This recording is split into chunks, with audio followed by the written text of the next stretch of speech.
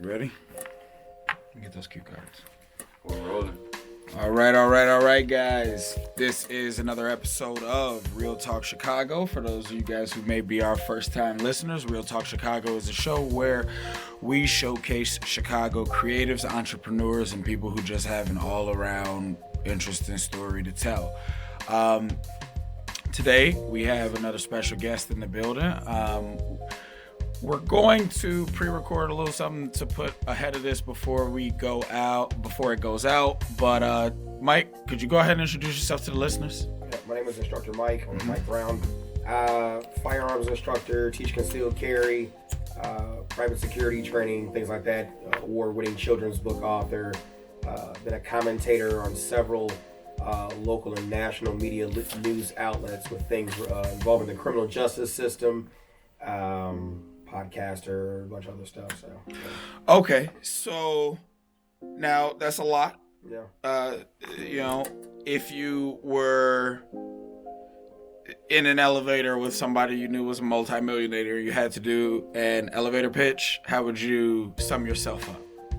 A great guy with a lot of trauma who, if given the opportunity, I can convince you that I try to remain indispensable. So, you said you did a lot there, Mike. Let's start from the beginning. Where are you from, Mike? Chicago. Okay. What side? Southside. South side. Okay. So, what high school did you go to, Mike? CBS. Okay, Or shit. Chicago Vocational High School, not Career Academy. Don't you dare say Career Academy. Go ahead. So you went to CVS.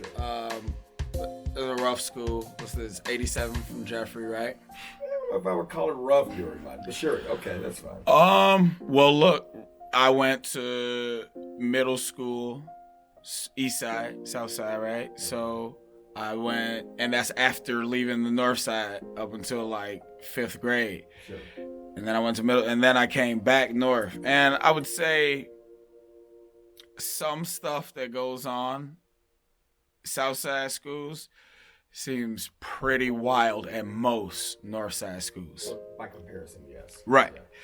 All right. So, and then, we're not even throwing the suburbs in there. So, you grew up Southside and you ended up doing what? What happened after CVS? Why'd you not go to college right away? Well, you know what? I actually had a scholarship to go to UAPB, a couple of other colleges and stuff, like universities for music. My major was in instrumental music. I was in a band when we actually had a marching band that was extremely competitive. What was your instrument? Yeah. I played everything in the percussion section, primarily the quads, but everything in the percussion section. But I decided to go to the military because I really wanted to serve. I was in ROTC when I was in high school, stuff like that. And I really wanted to serve, but it also served kind of like a Maslow's blanket, Maslow's hierarchy of needs blanket. I have no idea that reference, and I know a lot of references. Yeah, I will tell you, Maslow's hierarchy of needs, a psychological theory of motivation and personality that talks about levels that we have to have when we're growing up to ascend to our highest self and self-actualization. And if you are missing any of those things, you have voids. And so the military, what I later learned, was another Maslow's blanket. You think about it, you go into the military, all your food is paid for, barracks, stuff like that. You don't get much money, but you're not spending it on much either, because everything is provided for you. Right. I mean, for a traumatized kid from the south side of Chicago or any, impoverished area or even any middle America area, the military can be that security blanket and a chance to get away out that proverbial white box, black box, or whatever box that your life is in before 18. So the military was that, let me hurry up and get the fuck away, for the lack of terms. Okay, and where'd you go? I went to the U.S. Army, Fort Sill, and then Aberdeen Proving Ground, Maryland. First duty station was in Germany. Where's Fort Sill? Oklahoma.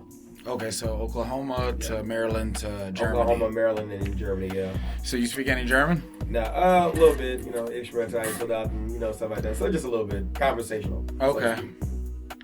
How come you didn't get you a German girl and bring her back to the U.S. I mean, you have fun overseas, but how they say what happens overseas stays overseas. So I'm going to defer to my, to my oath of oath of enlistment, Yeah, no, we've had But you do have that though. You do have that. That is a thing. Yeah, like I mean, shit, a lot of people would actually be surprised to know how many of these celebrities out here are Army brats and military brats. A lot of them. Yeah. Like J. Cole just dropped an album last week Friday. J. Cole's a military brat. Okay. I always, I think so. When I was that age, I was a good student. I didn't really care for school. Just I didn't like the way that they taught. Yeah. I never struggled in school or anything like that. But I didn't necessarily want to go to college because I was just like, I wanted to be a teacher. And I'm like, man, but teachers are undervalued. I also know that I need a certain amount of money. I knew that I wasn't going to make that being a teacher in most scenarios with how long you want to go to school, what areas you want to work on, all these different factors come into play. So I really did think about going to the military, and I tell the story, on the podcast when it's relevant. My parents are divorced my whole life. One of the few times that they ever, co-parented together and made a decision was telling me I couldn't take my ass to the fucking Marines. Wow. Whatever, I don't know, for better or for worse. I had the experiences I had in my 20s. I respect what it is you guys have done because I learned as I got older to separate people who go out with good intent or just to be a decent fucking human and figure their own shit out. That I can respect, and it's not like any of you guys are the ones making the decisions on why we do what we do. Correct. But when I was younger and, wanted to be like a revolutionary and shit like that, I didn't have, the reasoning to really look at things outside of how I felt about shit. And I think a lot of people misunderstand military personnel like that. Right. Like what they say when these guys got back from Vietnam, they was fucking throwing shit at these motherfuckers getting off of the buses and stuff like that, right? Right.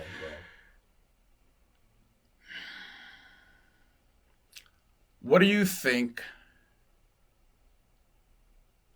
the reason is that right now enrollment is down in the Army and military?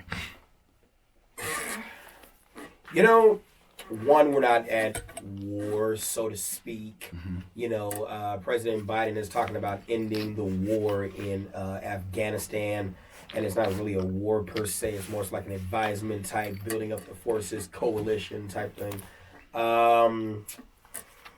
That could be one. Also, the category or the type of recruits that we're getting. Enrollment was down during Trump.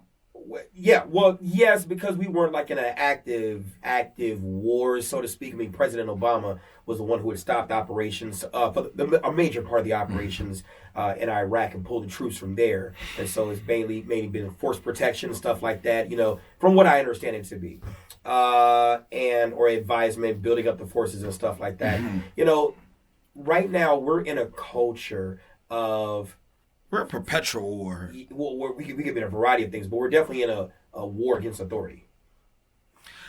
I would say that, and I'll tell you why. Because you look at the young folks against the police, middle age against the police, so to speak. If you can't take direction, in certain cases from the police, then the military is not going to be better. But I will tell you this. Let's look at parental reform. That's one thing that's not talked about. We got people who shouldn't be parents having children, not raising them, doing a horrible job. So your first authority issues are with the parents, and it starts from there. Then it becomes a natural progression. I'm sure you can find the time, see the connection. It becomes a natural progression to buck against authority, and the military is seen as that. I remember watching one YouTube video where they were in boot camp, basic training. I won't say boot camp because there is a difference between boot camp and basic training. Those are terms, Army and Marines. So you're talking about basic training. Where it was a bunch of soldiers, or I wouldn't call them soldiers, they hadn't made it that far yet. but a bunch of basic IET, initial entry training soldiers, and they were fighting in on the parade deck. Well, like yeah, just bare knuckle boxing. Yeah, just straight up. Like these were guys, and apparently young kids, apparently came from the hood, right? And just straight up, just these triggers don't stop just because you go to the military, right? And so that could be, in my opinion, the reason why enrollment could be so low. It's hard to get quality folks, especially if you're doping up on medication, ADHD, a whole bunch of other stuff. So that would be my uninformed yet, opinion based on what I see. I'll tell you uninformed because I'm not connected to the military like that to know. You saying you're uninformed? Yeah, I say no. I was thinking like you're saying the people who they're not going because they're uninformed. No. I'm talking about me. Yeah, because ask me something about law enforcement. Yeah, I'm sticking on that. But military enrollment, recruiting. So I ask. Some could make the argument that maybe newer generations are tired of the perpetual wars, really just pushed by fucking assholes in suits that ain't never fucking going to put boots on the grounds themselves. You understand that. I understand that. Do they understand it that far? A younger group, a certain portion of a younger group does. A certain portion does. I'll give you that. Okay. Sure. Yeah, a certain portion does. Yes. A bunch of them really just not thinking about that because they're thinking about doing lean and fucking listening to whatever. Yeah, so they're thinking about doing whatever the rappers are telling them to do. Yeah. So that's a huge chunk of it too. For sure. Absolutely. A gigantic chunk. Yeah. I also think that I think that the U.S. military is their PR is shit. Like they control what we do get as far as external affairs, but their PR as far as making it sexy to the people, like it's shit. It's shit. They're not even really doing the shit. Remember when they were John Cena was like a Marine, all of a sudden changed up his WWE. Like we saw an active push. All right, we at least knew you guys were trying. Like at that point, I feel like they're not really trying. Well, behind every, at the end of every war, you think, or you see, is a downsize of the military because they bolstered up the forces for the war, and then after the war, you got to find what to do with all these people. And you can't have all these folks in garrison because you don't have enough barracks for them. You don't have, it's only so much BH, BAQ, basic allowance for housing and quarters you can pay for your troops off base. So then they have to find a way to downsize. Also, you're saying they can't just go do humanitarian work because they can't pay the guys. Don't get me wrong, we got our interests everywhere, but you boosted up the size for the war effort. You don't need that now. And so now we have to bring those amounts. So why not repurpose those people? Repurpose them into what? Because think about it. Let's just say you're MPs, right? You've got civilian contractors and DOA or Department of Defense, civilian police that have replaced that. You got the United States Marine Corps that has its own civilian police force. I know a retired gunny who's now a civilian Marine police officer. Mm-hmm. So now you've replaced the billets for that. So what are you gonna do now? We're gonna put them, and then the things that they did to increase the size of it, the waivers and stuff. I meant like build homes and shit, as opposed to the favelas. You could. I guess you would have to talk to somebody who's I don't know. I mean, you could. There's nothing against that. Right. But then this is DOD money that's being used to do that. So our taxpayer dollars. Yeah, for sure. All right, cool. Because I just want to be clear, but none of these branches of anything are anything without our taxpayer dollars. Well, sure, absolutely. I mean, that's the whole basis of government, no representation without, taxation. So. Right. Well, I think we get taxation without representation in a lot of scenarios, but I think it's more so an economic thing than anything else. Okay. I think that the obvious and easiest misdirect is to make things about race when some things are strategically and systemically about race. But then that overlaps very frequently, not always, but very frequently with poverty. Okay. If you look at the news, we always hear about whenever anybody's trying to make a specific point, they talk about black on black crime. Realistically, all crime happens in proximity to who you live by. That's like, there's no determining factor as far as race goes, but there is one as far as economics go.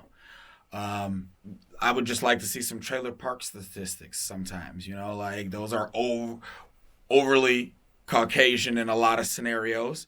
And I'm pretty sure, based on the economic status, the crime is pretty fucking high, especially with all the in the meth areas. Okay. So let me ask you a question with regard to that, though. When you have, let's use the white on white and black on black terms for the sake of all people, according to the FBI status. Sure. When you look at the trailer park crime statistics.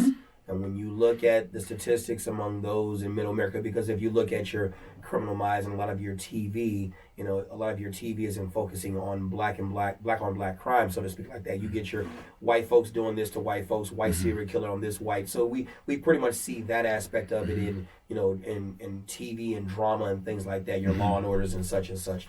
When you look at the response to that, let's just say law enforcement as well. Law enforcement encounters with persons of the same color, white on white.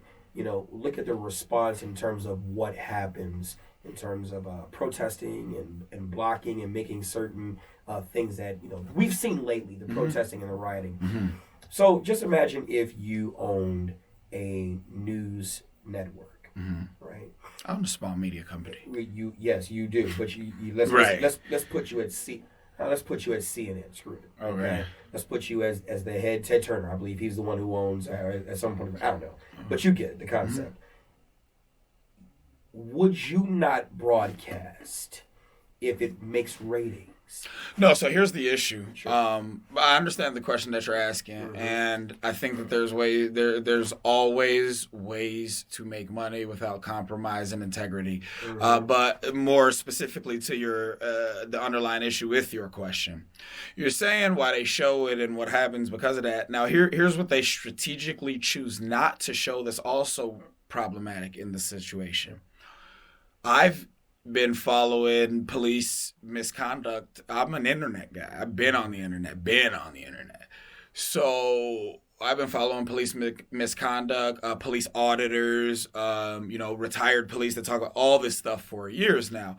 I've seen quite a few white people get their ass whooped by the police or get shot by the police. I saw a white kid get shot over I think he had 2 ounces of weed on him. That kid's dead now. That's reckless. The media chooses not to show those things. Okay. In doing so, they are fueling the racial tension. Okay. Because now you got a whole bunch of white people that may not necessarily be overt racist, but they're saying to themselves, well, no, I heard 2-3 stories about white kids. It didn't make the news. Why is this making the news? And now they know, most of them know that they're going to look racist saying that shit. So most of them got to be quiet. And then the racists, this is their opportunity because that aspect of the conversation is not necessarily racist. But they are racist. So now they feel emboldened to get on Facebook and get in this happens to white kids all the time, blah, blah, blah, blah. And then the per capita arguments come up and all these things. The media is manipulating the masses because the masses don't want to think for themselves. That's the simple matter of the situation. The average person does not want to think for themselves. They want things to be as absolute, or in the Western world, want things to be as absolutely positively easy as fucking possible. Whatever authority says, that's what I'm gonna fucking do. People don't want to go in business for themselves because they're scared. It's not job security. People do what's easy. They're easily manipulated by the media because when every day somebody's telling you to be mad about something and the only images that they're showing you on the media is people who look like you, the media is a weapon as far as I'm concerned in how it's used currently. I would think the same thing but feel less affected if I was white.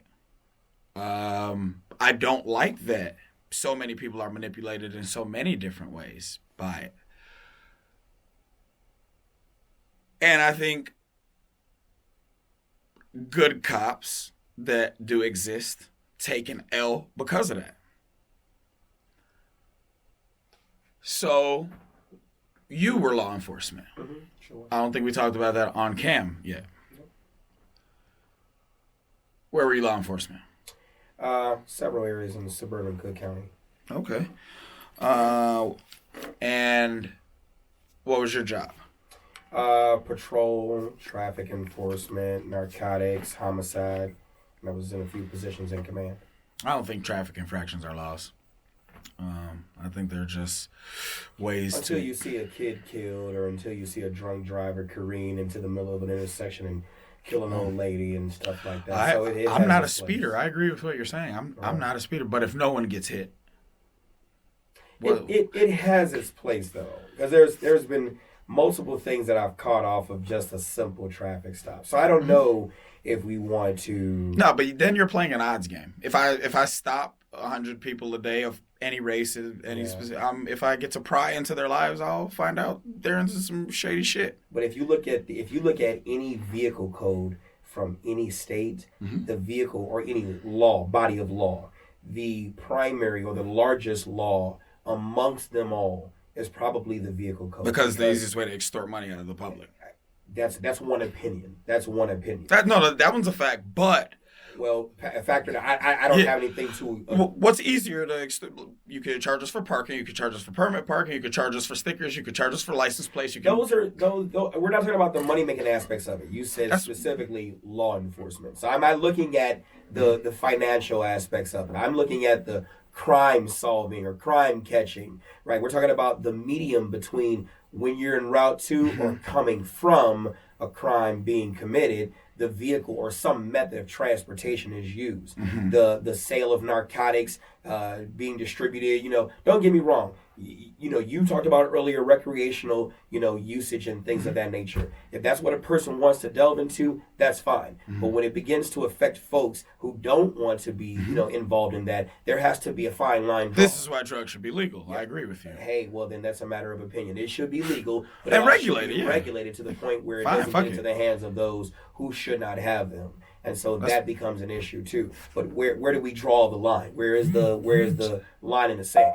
And so, like I said, for a person who has pulled murder warrants, who has pulled a wide variety of things off of a simple traffic stop because someone forgot to have their front license plate on, or maybe it was raining and the windshield wipers weren't on, or the headlights weren't on. These little small things lead to big discoveries. So I'm not going to totally rule out that aspect of it. Yes, I do understand that it is abused for financial purposes, for cash-strapped villages and things of that nature, And so I totally get your side of the argument, but I'm not going to totally just say let's do away with it at all. Yeah, I'm not a huge fan of precognitive crime.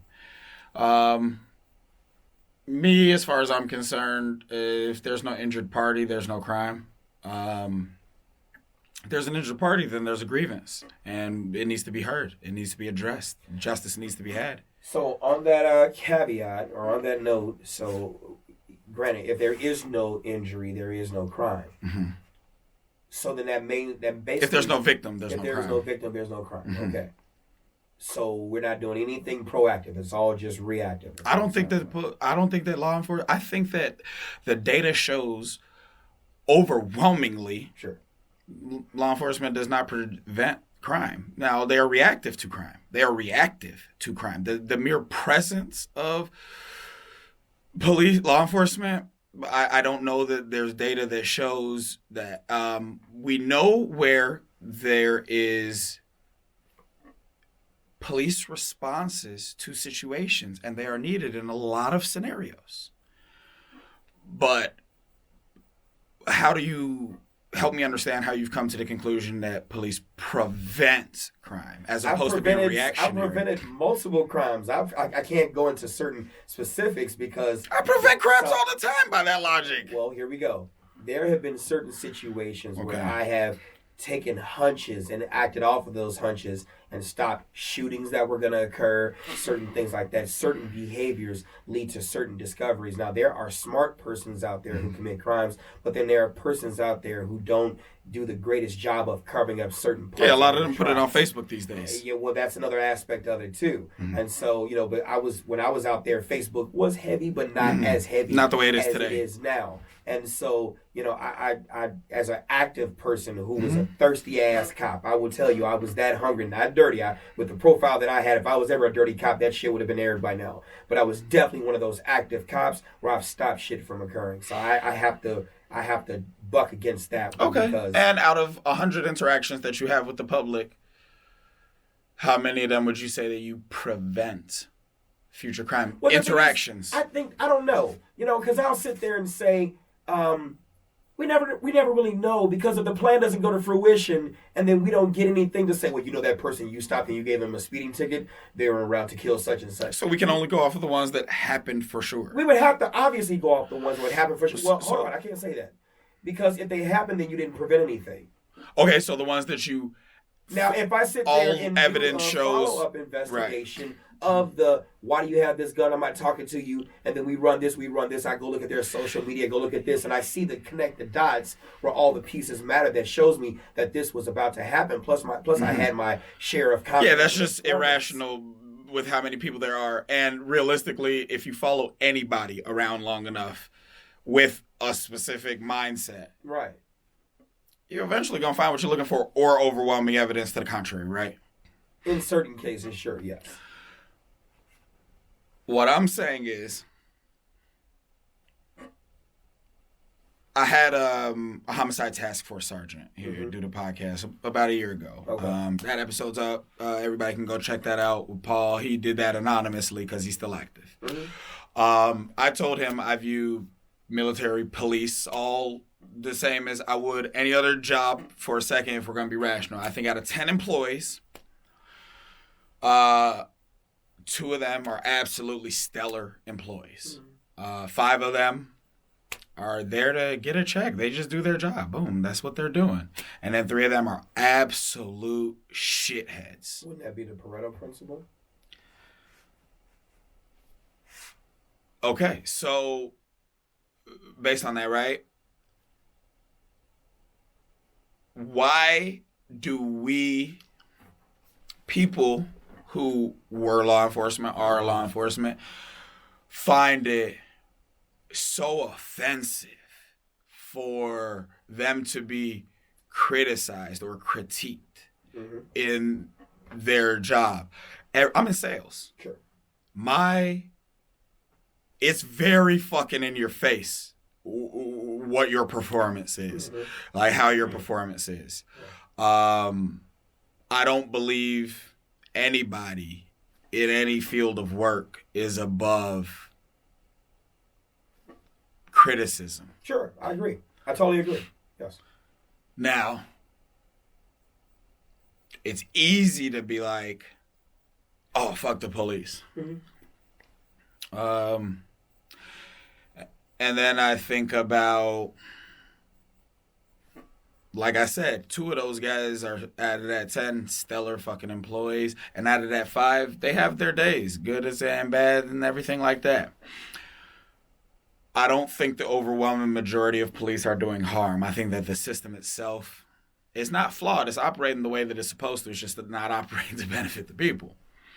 It's operating, I think, predominantly to make money for the municipalities. I don't think that that's the law enforcement's their objective, but these also aren't decisions made by them. And what they choose to make them enforce and not enforce, and what they choose to have them working on, because the superintendent answers to somebody. That's correct. And that's usually a politician. That's correct. So you see how it's just kind of a trickle-down effect. Sure. How long were you a cop? 10 years. What'd you spend the most amount of time doing? Patrol. Okay. Yeah. And then how long did it take you to work your way up from patrol? Not long. In the south suburbs, by the departments being small, things like that. rank is not earned always by testing systems like your big police departments. It could be a who you like, who you don't like system, things like that. I was always in training classes. So for everything that, I've done, I've got credentials behind those things. So when I went to try to apply for these jobs, I had the certifications and stuff like that. Plus, I was also in school getting my bachelor's and then master's in criminal justice. So that also helped. Okay. Yeah. A few of the former military guys or law enforcement guys, I always think it's interesting. A few of my buddies that are Marines, they say cops can't shoot. That is true in part. I'm not gonna put myself in there. Okay. I'm a different, Okay. But that's true in part. That is, you're right about that. So if we're gonna talk about the percentages, right? Sure. If we're gonna talk about the accuracy, the percentage accuracies in order to be a cop versus be, in the military, could you talk to us a little bit about what the difference in how what you need in order to pass, how difficult the accuracy tests are? All right. So let's talk military versus law enforcement since we you introed with that. There is a saying: the military trains and trains and trains for wars they may never fight. Police fight wars every day and rarely train. Now, whether we want to go deep into that in terms of what type of wars, I know your mind, your hamster's turning. I'm trying to leave it alone. I'm gonna leave that one alone. Just let the statement. Yeah. All right, so I'm gonna let it ring out for the listeners. That is very true, right? Because if you really look at a lot of folks that served in the military, we definitely got stories on where we went training and did training, the FTX, and then bivouac, and then this and all this other stuff. But then talking about deployments. Well, that may vary depending upon what time frame you were actually in the military, be it peacekeeping or active war, stuff like that. So it just depends. But if you look at law enforcement, in the military, every 6 months you got to do a rifle recall and a pistol recall, and then it depends on what type of, whether you're combat arms, combat support, combat service support. Every branch and every section, every MOS has their own different qualifications and then continuous training. So you're always training and training. What's that acronym, MOS? Military Occupational Specialty, your job. It could be called ability in the Marines, rating in the Navy. I've heard of MOS because one of a different Marine buddy, he knows I'm on the internet a lot. He told me to look up stolen valor. I didn't know that was a thing. That is a thing. Like super brief. Could you just explain that? People, and it's funny because their uniforms and their awards are not representative of what that award actually means. So it's a lot of people that arm themselves with a whole bunch of regalia to get the oohs and the ahs, but they don't have the knowledge to back up their story and stuff like that. Right, so they get cooked online a lot, and people get really upset about that. That's a crime, right?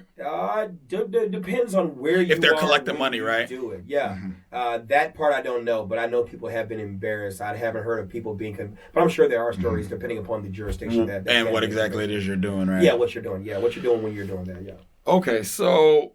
We were talking about training. Police. So police training. I'm gonna sit there. It's embarrassing, but fuck it, let's talk about it, right? So one particular department I was working for, I won't say that name, but when I first became a firearms instructor, I was trying to do a firearms course for the department because I've always been that type of trainer where I said, you really need to understand what it is you are actually trying to do when you're actually out there in the street. You need to do night shooting, shooting in prone, kneeling, standing, stuff like that.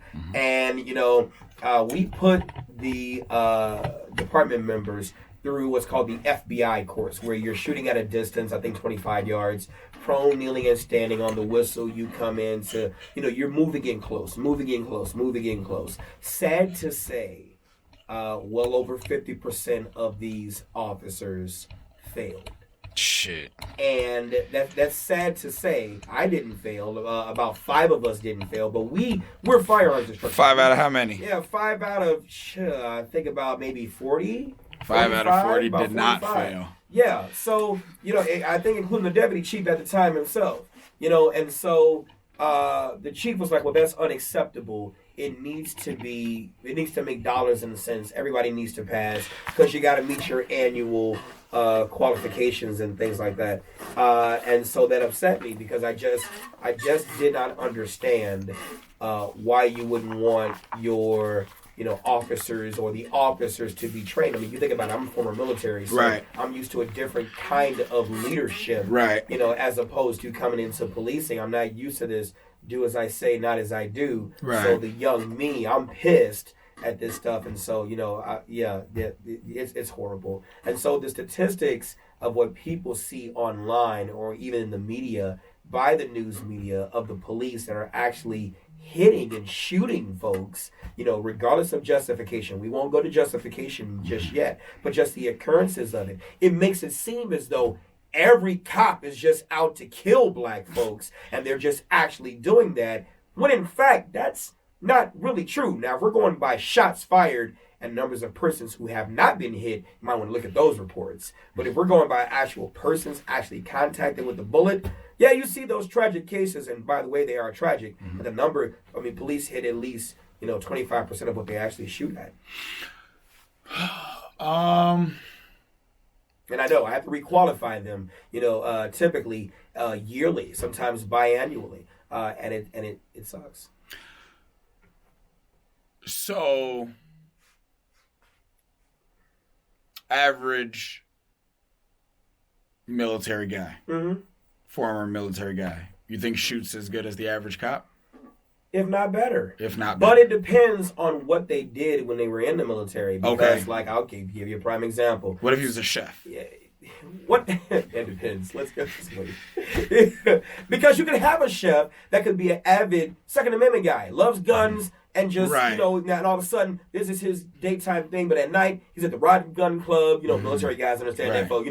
At the Rod and Gun Club, or at, you're always shooting. So it is possible, but I'll give you an example. Like I said, concealed carry course. The state gives folks who served in the military an 8-hour break, in essence. You don't have to take the full 16-hour course.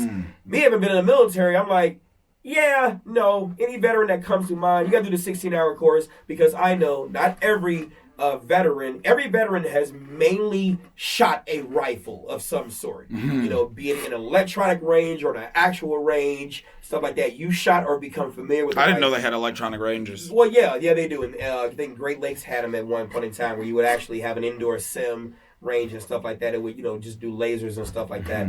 But every person touches a rifle. Not every person touches a pistol. The pistol depends upon whether or not you're an officer, or depends on what your actual enlisted job or rating or billet actually is. So because I know that, don't give me the whole I'm a veteran spiel. I'm not going. I want to see hands-on to make sure you actually know how to shoot. Now, when I do that, do they actually shoot? Yes, they do. But I've had some veterans that have been some horrible shots.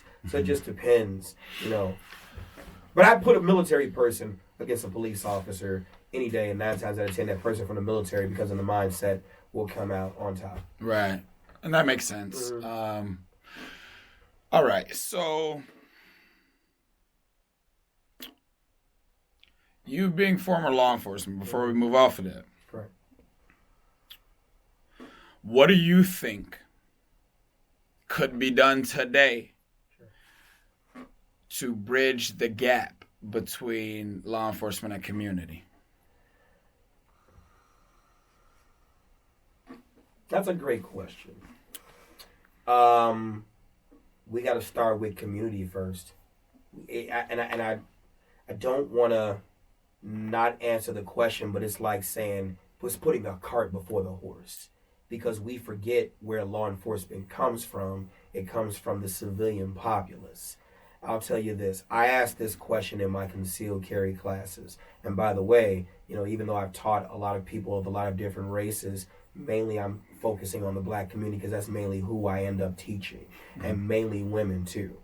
But I asked the question, yes or no, are you willing to give up your life to protect your family? The question is mainly a resounding yes, with certain things considering. Then I asked them another question, yes or no. Are you willing to give up your life in protection of the public? The answer is a resounding no. Right. So and I'm not because there is no sense of community today, is what you're getting at. Then there it is. Yes. So since we have that, right, we don't have folks that could perhaps be the brightest minds, those who could understand the concepts of Miranda versus Arizona, the right to remain silent and the protection of that. Tennessee versus Garner, Graham versus Connor, the Fourth Amendment. What he's listing case law. Yeah, for those case of law. you who are not aware. Yeah, case law and stuff like that. Those who understand the very tenets of the foundation of the rules of engagement, if you will, in terms of engaging the civilian populace. What's the no-go line? All that stuff you can understand scholastically. But if you're not willing to take the risk of losing your life for that cause, we're not going to have any reform.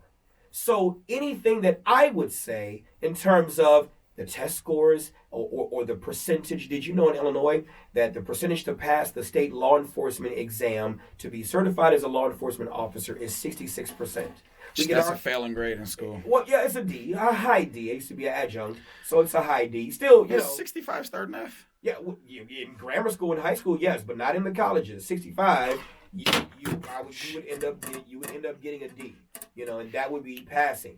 No, I don't want to say you would graduate with that, right? But you could still pass that course with that D. Right. But it's so low, and so we ask the question: well, why is it so low? Why is it so low? You look at law enforcement in the beginning and how it started. Of course, we know the story about the slave catchers and stuff like that. We know that aspect of it.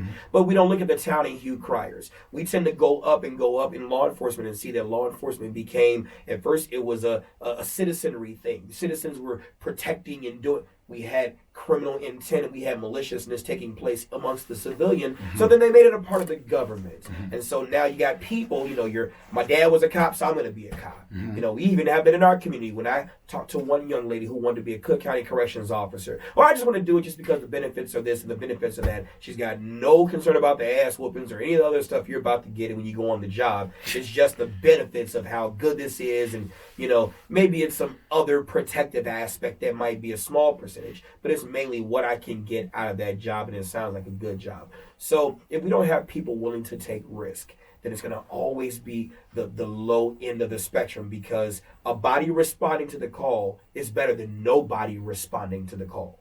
And, you were talking about law enforcement earlier. We need a money-making apparatus, but if there's no humans to make the money, then where are we going to pull it from? There's always someone who will go out there and answer the call and enforce the law. Where are we getting them from? I know I said a lot. Yeah, no. I think that look, I understand the difference in the slogan defund the police and what they're actually asking for. I've said publicly on my podcast, on Thursdays, we do a live stream call-in show. You're, invited for, whatever future show you want to hop on. Sure. Just let me know Thursday evenings. With that being said, one of the things that I said is, we had a guy, let me backtrack. We had a guy do the podcast. Shout out to the homie Channing Harris. He started a company called XMO. It's called Excuse Me Officer. Okay. His mom was law enforcement. He had a situation where his best friend got the shit beat out of her by an off-duty cop, just road rage. It was just a road rage situation. Okay. And what he created was, we actually did an episode. I don't want to butcher, the entire concept. There's a lot more to know. Go to excusemeofficer.com. But it essentially allows people to rate interactions that they have with officers in a specific area, good or bad. So not just, and spiraling from that idea, I said in a future podcast, why don't police officers have to, like a portion of the job, personally carry personal, or professional liability insurance? I would love it. And then the insurance companies, once you do X amount of things, 2-3 different things, you become a liability for the insurance company. They can no longer cover you. So now it's not up to CPD whether or not you keep your job. You're uninsurable at this point. I love it. I think it's going to backfire. You want to know why? Yeah, please. I would love it. So, sign me up for the program. I would love it, because I want to tell you this. I'm a licensed professional now. I carry liability insurance, okay? Never had an issue, never had to worry about it. Why? Because I reserve the right to refuse. Now just imagine that. Hold on now. I reserve the right to refuse who I can choose and pick who I want to serve. Okay, yeah, now, that's just a fact. imagine. That's a fact. And right, so just imagine. What if you were a racist and you only protected black people? Well, you asked for it. I'm just saying. That would be like, hey, aren't you a racist? No. You can't. But I think that's your right because you're not law enforcement. Yeah. But see, here we go. So let's just say I'm the police officer and I'm acting under the color of the law, right? That's how police officers are. Absolutely. I have qualified immunity. Which they're trying to do away with, but that's not, I don't see it happening. Well, we could go there. Okay. We could chip at it, but I don't see it happening the way that they're asking for. Because now you're going to destroy law enforcement. Yeah. And the thing is, think about it. It's not called civilian helping. It's called law enforcement. So it means they work for the ones who make the laws. Right. Look, I don't think that protect and serve have been on the cards for a while now. It's been there for a long time. Gone. It's been gone, has it not? It's still there. I don't know about you that. You got to look at that again. I'm gonna have to go outside, right? Yeah, All right, it's still there. But back to the question though. Give me liability insurance and then deal away with qualified immunity. Let's go there. So that means that I reserve the right to pick and choose who I help. And I'm going to tell you how this works out. Not as a cop, though. But see, you can't eat your cake and have it too. Well, no, absolutely. That's what you're supposed to do with cake. The cop. No, you're supposed to have your cake and eat it too. You can't eat it and have it because. Yeah. No, facts. I thought you just messed it up, I see the purpose. Let me tell you who said that right though. The Unabomber. Okay, I never read his manifesto, and I heard that I should. Yes, I heard that I should. Matter of fact, Netflix. I don't want to do no shameless plugs, whatever. But there's a movie on there. No, the Netflix is gigantic, so we could just go ahead. We could throw them out there. What's the series? Yeah, what's the series? It's called the Manhunt Unabomber.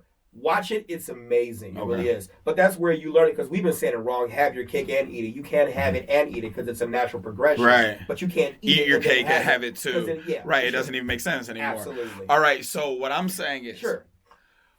The overwhelming, and here's my reasoning for it, because I think that it's bullshit that so many of these cases get settled in, out of state. Sure. I mean, out of public knowledge, NDAs get signed, people get paid off, and my issue with that is it's coming from our taxpayer dollars. So I think it should, either come from the police pension fund, or if it's not coming from there, because then police are going to hold other police accountable. That blue wall of silence just it falls down a little bit. Yeah. A little bit when this one asshole that you all agree and know is an asshole, but like most gang culture, that's gang, so you got to ride for gang. And all posses are gangs as far as I'm concerned. Mogul Minds Network is a gang. It's a gang of creatives and collectives. Police are a gang. Just a little bit more well-equipped gang than, they work in it a little bit more in tandem than a lot of the other gangs. That being said, if police now realize that this is the actions of all police is directly impacting them, not just public image, but now is impacting you financially, I think hit the pockets, you see a change. Yeah, for sure. Because I'll tell you this, I respond to a call of a couple who are always fighting. Guess what I want to be? Even though I know this is going to turn out bad, if I don't do something, she's going to get her ass whooped. Or he's going to get because she is ready. Right. I want to be able to say, when I talked to Jake from State Farm, Jake told me if I get involved in this is going to be a no-no. I'm going to go ahead and move away. So but that's not how it works. But you can't eat your cake and have it too. You can't ask for officers to then have insurance and then ask for them to intervene in situations that we know is going to turn out bad. Because here's this. I'm telling you, hold on. You got to give me this. Okay. I've been on calls where there have been domestics where I'm sitting here trying to intervene and then I say something that I don't know could be a trigger and then they both turn on me. You know how I would love to be able to say, fuck that, I'm leaving. No, I in my concept, I'm talking about when avoidable bodily harm is caused. Or trauma. Yeah. Now. That's the after effect. Right, but, after the stop. So I like to be able to say, this guy ran a stop sign. He didn't remember your first statement. If there is no injury, there is no crime. Right. Now, they can have all the laws on the I think books. you should be able to be like, oh, okay, cool, fuck it, go ahead, bro. Yes. No. There is no injured party. That cop should not waste taxpayer dollars fucking with this. Continue doing what you're doing. Surveil the neighborhood, boss. But what do you do to injured egos? Because remember, if we don't change, hang tight, here we go. Okay. I like your faces. Here we go. What do we do to injured egos? Because where are we getting these police officers from? Remember, we talked about, we had this conversation earlier. The stuff that people go through, the traumas that people go through in their childhood and adolescence, that's the making of the, I want to be the police. Because what field makes sense to go into if you are a traumatized kid or adolescent and now you get to be in a field where you have dominion over people? The bullied and bullies both want to be cops a lot of the time. There is a different aspect of this that needs to come into play, wherein the way that they do psychological evaluations need to be completely different. That's a whole, the structure from the ground up needs to change. Now, the ego shit doesn't necessarily affect the motherfucker whose job it is not to chase that asshole down for running the stop sign. If I get offended because you ran my stop sign. It's not, look, buddy, it's my stop sign. That's where police get shit wrong a lot. It's my stop sign. Yeah. You, sir, work for me and the public as tax-paying citizens. I'm gonna have to give you all police like to give pushback because this is an ego trigger for you guys. I promise it's not an ego trip. Let me tell you absolutely it is. Fair enough, and we're gonna agree to disagree. But I'm gonna tell you how it's not a ego trip, it's financial. None of y'all cut me a check. Hold on, here we go. Let me tell you something. So if you because taxes aren't voluntary, a certain amount of us would. Right. So what I'm saying is, writing checks and give us you motherfuckers ain't doing it out of the goodness of your hearts. You're doing it for a fucking check. Are you doing it to help people, or are you doing it for the check? But I'm gonna tell you this. Here we go. I can't say that I was doing it for a check. Do you know how much money South suburban police officers in the places where I worked make? Probably a little bit more than teachers. Shit, no. Are you serious? That's where the research got to be done. Because if you go to some of these places, you're only making minimum wage. You see what I'm saying? $9-10 an hour. Sounds like a shit job to do for minimum wage. Of course. But guess what? Say that to the citizen in that town who had that $9 an hour cop who responded to their issue. And saved their life. Their job. Yes. Now, you know what I'm saying? Of course, we can say, well, that's their job. No one signs up for of course, you know you can lose your life, but people think, what's the likelihood of that occurring because this doesn't happen that much, and then there's, you see what I'm saying? Okay, so I get your point. You ever gone to the club? Yeah, of course. All right, and when you go in the bathroom, a lot of times there's a guy in there. Yeah. That's a shitty job to have, right? To have to sit there and smell alcoholics and drug addicts shit. I worked in the club. Don't tell him that shit. He makes some money, though. No, he definitely can make some money, and I've seen it without a doubt. Yeah. Would you do that job? I would. I'm not beneath that. No. Not if you needed to. I'm saying if you had other options, would you do that job? Probably not. Why? Because I have other options. Okay. So. It's not my first job to do. I wasn't born and raised in urine cake guy. So I agree with you. Right. That's the exact same reason I wouldn't do that job. I don't look down on those men. Right. Because I would do that. But right. Yeah. Now that being said, I believe because of this low pay in some of these situations, a lot of cops are already, like you said, these people with these ego issues, and then on top of that are being underpaid and undervalued in the community. And we're in a time when, public image for police is pretty shit right now. Okay. All these factors together probably lead to a lot of these situations that we see with these cops that lose it. Depends. Look. Because this ain't the climate to pull this in. No, absolutely not. Absolutely not. But we can look up the stats, and I guarantee us X amount of people have been, fucked up this year. How do you explain the cops, like in Chicago or in Los Angeles or in some of these cities that get paid overtime up the ass? Yeah, and they still do shit. For the same reason you said earlier, it's the type of people who seek the job. Okay, I'll give you that. I know quite a few guys, and at one point in time, I remember being a young rebellious child and being stupid. Oh, like, why would you go be a cop? Like the fuck? And then in my adult life, I know good cops. I've had fucked up experiences with shit cops. Mm-hmm. I've also had experiences where cops could have really, really jammed us up, and they didn't. Mm-hmm. We were underage drinking at a beach. The cops specifically told us, don't go to the beach. Mm-hmm. Ended up on the beach. They ended up getting called. Yeah. Told all our friends to leave. Told me and my boy, hey, y'all stay here. And then when we thought we were going to jail, they were like, hey, why y'all babysitting that bottle, man? We would have been killed that shit. Poured our booze out and said, get the fuck out of here. Yeah, depends on who you get, though. Exactly. Mm-hmm. And that's why I say I can never just shit on cops blanket. That's good. Thank you. Right. But it's a thankless fucking job. It's like being a fucking stepdad. Of course. You know what I mean? Like, that's a good one. Right? It's a thankless job. Yeah. I think that not a lot. It's a job to seek out if you're a coward with emotional issues. Those are people who do fill the ranks, yes. And not all of them, but yes. Not all of them. That's a qualifier, for sure. Right. Yes.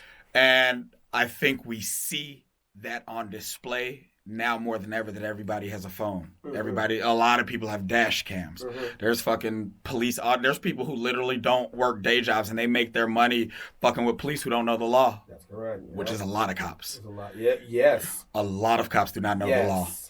And the taxpayers end up paying for that. Yes. And I have an issue with that. I do too. I think both the cops should know the fucking law. You should know not to fuck with people and when you're not in your right stance. Mm-hmm. And you should understand, as a police officer, when someone is educating you on the law, be humble enough to say, you know what, you might be right. Mm-hmm. I'll give you that. More often than not, we see... Who the fuck do you think you're talking to? And then it spirals out of control. Right. Mm-hmm. And what we don't see in the news is how often that ends up in tens of thousands of dollars, sometimes hundreds of thousands of dollars, rarely, but sometimes hundreds of thousands of dollars in taxpayer dollars being paid out to these civilians who are correct. Mm-hmm. Mm-hmm. Yes. Police have a duty to do better in this process, unless your objective is not to help. You know what I'm saying? You got to be able to weed these guys the fuck out of here. Like, you got all types of psychological evaluation. You got all types of government funding. Stop spending so much shit on fucking purchasing ex-military equipment and shit like that, and maybe focus on the psychological aspect of it. I think sometimes, depending on the call, there should be like one of these community volunteers from one of these 501c3 organizations that have emotional intelligence training that can tell, okay, look, maybe the motherfucker with the gun might be the trigger, but he should be here. But you stand at the door. Let me go in and talk. I think that is something that could really help cut down on a lot of these situations where police are the only people to call when somebody's having a psychotic episode, but police are not trained to deal with somebody having a psychotic episode or identify that someone is having a psychotic episode. I will go you further and say they need to be in tandem.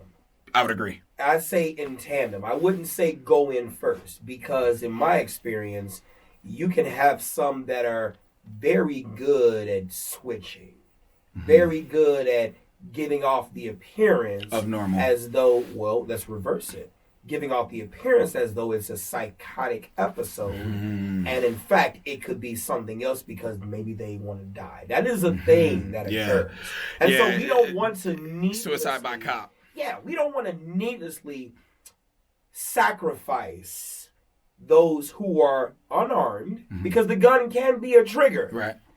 But I've gone into situations too, because I'm not just former cop. I'm also CPI, nonviolent crisis intervention instructor. I'm also an anger management specialist. So because I have that, now I did not have that on the job. Okay. I got that after the job. Okay. But when I was attending these trainings, I was like, why the fuck didn't y'all teach us this shit in the academy? Because it would help you understand that I don't need to have my hand on my gun. Conflict resolution skills. I need to have my hand on my mind. Right. I need to understand that when you say fuck the police, you're not saying fuck Mike Brown. Right. Because you don't know me. Right. So I'd be like... You said fuck everybody who's wearing your uniform. I'm like, do you understand how tired you're going to be with your fuckers on? That's a lot. Right. It's like saying fuck UPS. Yes. Like, you're not... Like, you're just mad at one guy who fucked your package up. Right. I can get it, but I understand this is my time to be an agent of change. And so some people... But you understand that after training that you had prior to being a cop. No, but after being a no, police. yeah, yes. I'm sorry, yeah. If, and don't you see that as an issue? Hell yeah, I see that as an issue. Now, here's what they're starting to do. They're starting to slowly roll that out and infuse that into the academy training. Mm-hmm. But damn, it's a little too late because it's like there's already a culture of fuck the police and it's gotten worse. It was way worse. I don't want to say way worse. It was what it was, but it wasn't this. And this is different.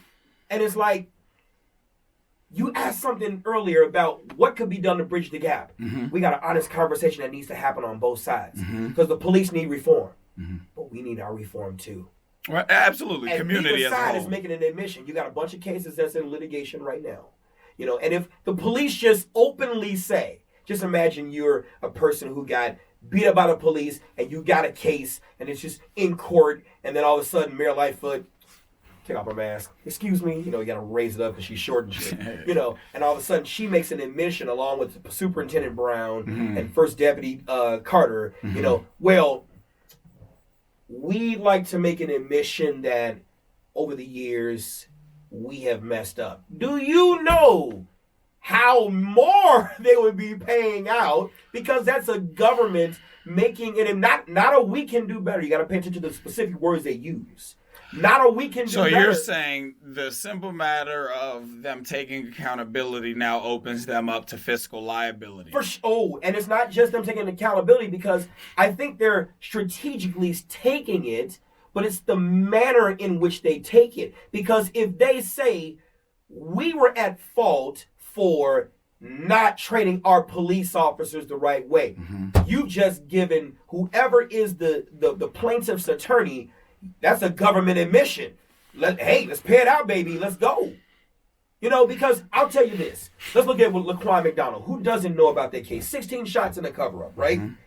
You know what could have perhaps been a tool that could have helped those police officers stop Laquan, right? Granted, he had a knife. He was on the PCP, so to speak, right? Who stabs a police car and then walks in the middle of the street? Only somebody on drugs, because most people in the hood, 12, bow, gone, right? Can't even catch even if they're not doing shit, a bunch of them are leaving.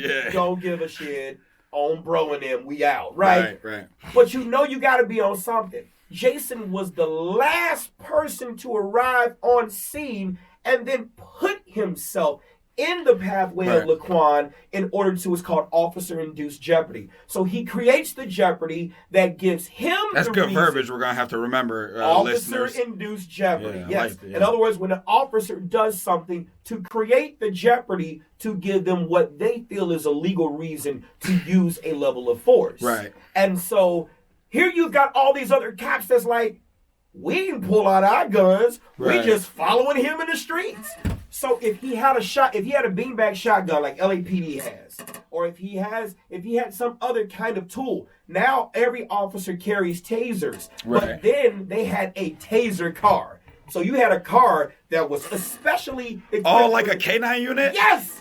Which is the dumbest shit ever. And it's like, really what is a taser car? See, in the suburbs, we all had tasers. We all had, special things and stuff like that. There was no taser car. So when you got that, I think that what made Laquan, aside from Jason Van Dyke's wrongful actions, is that you had other police officers who were already there. They were already there and not adequately prepared to deal with the threat. Because they didn't want to shoot him because he was a threat, but he wasn't an active, deadly threat. So that goes back when you said that these people with emotional intelligence should be working in tandem. This is where I could see that being useful. Like, if at least one person could talk to this person that's having a psychotic episode or a drug-induced episode, we need to be able to have people who know how to deal with people that are on drugs. And, ideally, if that could be the same person, that'd be great. And a lot of times those things overlap. Yeah. But I don't believe we're doing enough to do conflict resolution from a law enforcement standpoint. Sure. I think that there's a lot of, statute enforcement and, shit like that. But as far as resolution, I don't think that police do much conflict resolution. Well, when they themselves come from conflict, that's another part we don't examine. Where do they come from? Because you've got certain black cops that come from traumatic households. Mm-hmm. You got certain white cops that come from traumatic households. Absolutely. Too. And so when we're looking at trauma, then you're looking at how young, when you're looking at how young we're making these police officers. Actually, we can pause real quick. Sure. All right. So we were talking about the crime family known as the Dailies, and you were getting ready to say. All right, fair enough, right? From the from 035 Bridgeport. Yeah. Oh my God, that's the way to put it. We could call them like. Hey, I'm not saying you're right. Hey, I know. But I'll tell you this though. Let's call it the Daily Crime Family. Okay. I wouldn't call it a syndicate. I would But let's go there because I'm going to tell you, downtown was the neutral area. Okay, that's accurate, but that's also because people didn't want. It's easy to go to jail downtown. Plus, easier than people also didn't. When you're going downtown, usually Chicagoans don't go downtown every day. So it's usually you're not on whatever your regular bullshit is, unless that's where you're going to do some type of shenanigans. Now downtown is fair game, just like Inglewood.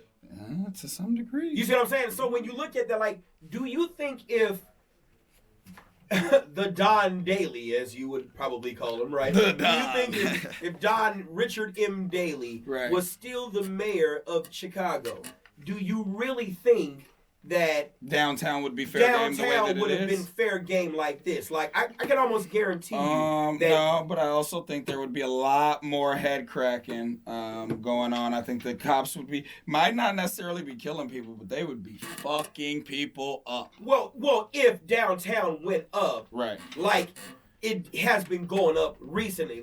If downtown went up, you can almost for sure the TAC teams, the rapid response, CPD, there probably would be no Superintendent Brown. There would definitely be another soup who was on board with the program of keep those folks from downtown. They need to know the beam is where it ends. I remember you think about it. During the 90s, we had high homicides. We had that during the Jeff Forts and the Larry Hoover, Jeff Ford. Yeah. We had high homicides. There was also structure to the gangs at that point, to street organizations, whatever. But they knew downtown was off limits. Because there was structure and leadership to the gangs. I guarantee you, remember, the structure got dismantled. During Daly's dad. Yeah. Daly's dad. Well, no, it was... It was Daly. Yeah, it was Daly's dad. I think M had something. Well, he was state's attorney then. No, Daly's was M mayor. I think Richard M. Daly was mayor when they went to Vienna, picked up Hoover, took him to Florence and Max. I'm pretty sure. I was an operation where they cut the head of the snake, something like that. Right. I think which was stupid. Okay. It was much, much better for them to some. Look, man. There's X amount of cops in the city. Yeah. These guys each had no less than 10,000 guys under their command. Sure. At one point, from my research and me talking to a lot of these old school cats, some even on the podcast, at one point, they struck a deal with the leaders of the gangs. This was Daly's pops. Much like, was it Gary McCarthy? No, Jody Weiss tried to do? Right, they Yes. to some degree showed some concept of this in The Wire for people who don't have any I imagery love for it. The You know, Wire. Amsterdam, remember Amsterdam is Amsterdam, my right? show. Oh, right. God, keep going. So they at least pops from the way that I understand. Sat down. You know, the heads got called of all of the kings, the folks, the stones, and look, they. Whatever your respective areas are, there's areas where you guys could do business. There's areas where you absolutely cannot do business. And the main function was no bodies. Yes. And then the bodies started. Yes. And then the whole thing fell apart. And what happened with what they thought, cutting the head off you've seen Hercules. You know what happens when you cut the head off the Hydra? More sprout back, and that's all that happened. And now it's factions and gangs, and same gang killing the same gang, which has always happened, but way more now because social media beef and there's blood feuds and there's so many. I don't believe that any law enforcement officer, any street organizer, anybody has an answer to Chicago for what it is because it's a unique set of problems. Especially when you got homes that are breeding more candidates. Now, we can talk about, of course, I see your hamster wheels turning. I can see they're going to go into a social economic issue. Sure. It's a part of it in certain respects. But when you got kids who are when you have people making generational bad decisions. You saw grandma struggle living off of the system, and then mom do it, and then now you do it because you didn't. Me, I take personal accountability to a different level. I think that some people want better and some people don't, and I think that these people, it doesn't matter what socioeconomic class you're born into, because what's the saying? A fool and his money will soon be apart. So a lot of dumbasses inherit money and it be gone. There's just dumbasses that choose the bottom of the barrel every time, and that's always going to be a certain percentage of humanity. Sure.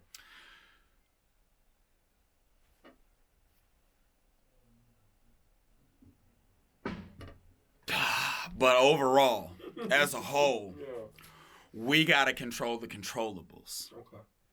You see what I'm saying? Certain things are, nothing in the scenario is easy to control. Okay. But certain things are easier to control than others. Yeah, sure. Education and, creating opportunity would make a gigantic difference. And there's a million different things, small things that we could do that would make, bigger changes in the community. Or there's more labor intensive, maybe not necessarily more cost effective, things that we could do to the people who work for the public.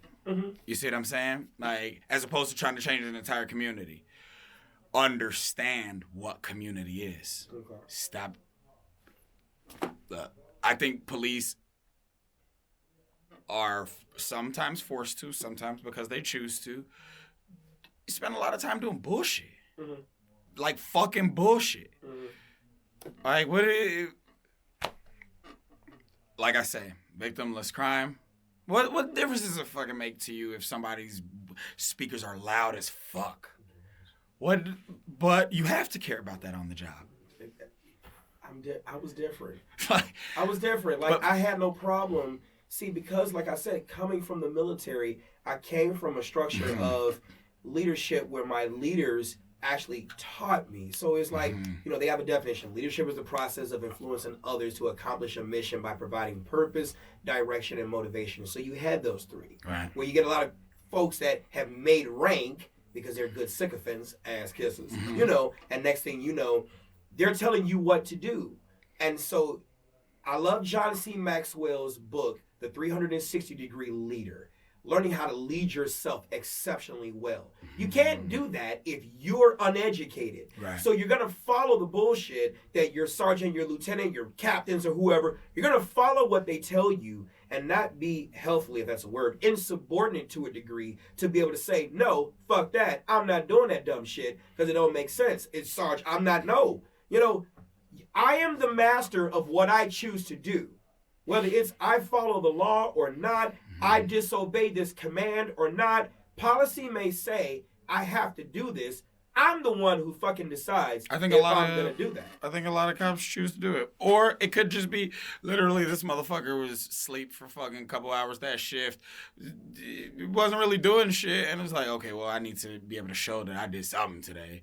Well, yeah, I mean, there's plenty of things you can show. I can make stops and don't have to issue citations. I can make stops and educate people on things. There's always, I say policing is like a practice, but you have to know what you can do and know how to be able to do it and still protect yourself for this could happen, learn how to sense danger. There's times I've done traffic stops to stop a speeder and never got out the car. I'll just get behind you, flash my lights, and then turn that shit off and just fucking go. Problem solved. I stopped you from speeding, started you a little bit, saved my life. I feel like that's fair. Moved on. That's fair. But you gotta know where well, Mike, why would you do that? When you pulled him down, you gotta be able to justify the stop. You gotta, well, don't call shit in. Right. I turn on my lights, pull him over, sit there for a minute, turn it off, gone. That's conflict resolution. Yes. It's finding another way to get the same job done without doing too much. That stop in Minnesota. We are right in the middle of the Derek Chauvin trial of the person who killed George Floyd. We are right in the middle of. Oh, you talking about this chick that says she? Okay, we don't want to get it. All right, so I'm glad that I got law enforcement here to have this conversation, or former law enforcement. All right, so I'm going to ask you, this is an opinionated question, obviously, but let's be real for a second here. You're going to hate my response. I know where you're going to go. Muscle memory becomes a thing in anything that you do. I used to work at a gym, and podcasts, and to some fucking degree, certain amount of things that I do, muscle memory. The way that I'll be able to tie things back to the beginning of this conversation, that's just is muscle memory. Now, when you're dealing with physical objects, there's weight and feel that comes into play. You as a firearm instructor, do you think that it's reasonable that a 20 or 30-year police officer who goes to the range, handles their firearm, handles their taser, do you think it's reasonable that they can mistake one for the other? You're adding caveats based on assumption. I'm adding what caveats? You're adding the caveat that because of, or caveat, but you're adding that based on the assumption that because years in service means accuracy in what they do. I've worked with cops who have been on the job longer than, oh my God, when Moses crossed the Red Sea and they don't know what they're doing. Now, tell an average civilian who doesn't understand that and they just can't fathom the idea. Because I don't give a shit. You have a license to kill. Course, I know, I get it. You understand that, right? I do get that, but here's this. Someone on the inside is like, I do give a shit because it's like nothing frustrates us trainers. Because before I became a civilian trainer, I was a law enforcement trainer, not just as a firearms, but I was a taser, defensive tactics, so all that stuff, teaching use of force, all that stuff. Nothing frustrates us more than someone who we want to get rid of, who the chief says, all right, cool. Promotion maybe. Or this person, you don't know the political connections behind this person. Right. And the chief ain't going to tell you that shit. They could be legacy, third generation. And who the fuck are you? Because you're not the need to know. Right. So we'll go ahead and take your memo. Thank you very much, Corporal Brown, or whatever the case may be. I'll let you know what happens. Nothing fucking happens. Who are you going to go to? So, that being said. Yeah. Is it reasonable? Yes.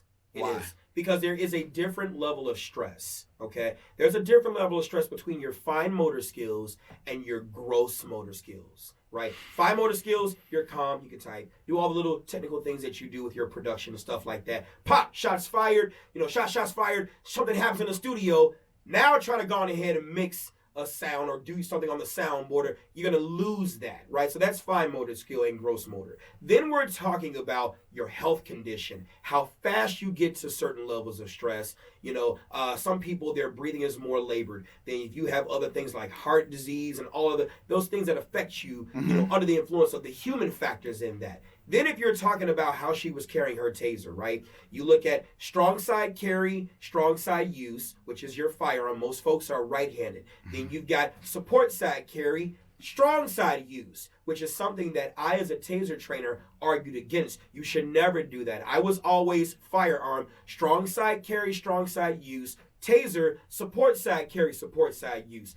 These are gross motor. You can't confuse these two. But when you're always using this hand, you can confuse this under stress. And she shot that firearm, taser, said it exactly how she was trained, and she only shot one time. There's been times I've seen scare folks dump guns, both civilian and law enforcement. Pop, pop, pop, pop, pop. I saw, I think it was 60 Minutes where they ran a bunch of civilians through a police train and Yes. something. And the civilians were dumping citizens. It was on the Daily Show with Jordan Klepper. Pop, pop, pop, pop. Citizens were fucking shit up. For sure. That's a fact. So when you got that, and then you got the one shot, taser, the one shot is consistent with taser usage because you can only press that trigger one time for a 5-second taser deployment with those probes. And so, is it reasonable? Yes. Is it a training issue? Yes, because I went on Fox News locally and talked about this very thing. Videos on my YouTube. You can go see that. And what's that YouTube channel? Instructor Mike. Yeah. Instructor Mike. If they type in Chicago after it, it's going to be... No, if you type up Instructor Mike, you're going to go... It's only in two Instructor Mikes. I've got close to 100,000 subs. You're the black one. I'm the black one. You just knew it was a white one. For sure. But you're right, though. But you see that video, I'm explaining it. There is a difference. And, I even did that in my class. Had a person do jumping jacks. Just run in place, get their stress levels up. Grab this one. Which one is it? I don't know. Oh, because now your blood pressure. Right. Things feel heavier. You're under a different kind of stress. Right. So, and plus, 26 years. We don't know what the fuck she did in 26 years. She could have been some person who could have been a secretary. They say she was a training officer, right? But there is a difference. There's a difference between a training officer who is never in the field. Yes, who's never in the field, but they're only responsible for making sure that people get their annual training, and that's a whole other conversation because annual training is bullshit. It's a head bobbing session. Paperwork. Yes, and then a department trainer who is the person for 360 days out of the 365. They're not doing shit training related. Well, the training comes up on this 365th day, so I got from 361 to 364 to remember enough material to be able to regurgitate on that 365th day how much stuff I need to know so it sounds like I know what I'm talking about. I've gotten certified when my father owned a restaurant to whatever the Illinois state I passed the test. Yeah. But a month later, I couldn't tell you half the shit. You have to, it's just like cramming for a test in high school, right? You remember all that shit for the test. Short-term memory, yeah. And then practical application, all that shit is out of the window. Yeah. And you're saying it's no different in law enforcement than it is fucking retail or anywhere where you have to get an annual checkup on. Like, even in my job, I work in corporate sales or whatever, and yeah, there every so often we got to do some bullshit that I just kind of, yeah. You like it? Yeah, sure.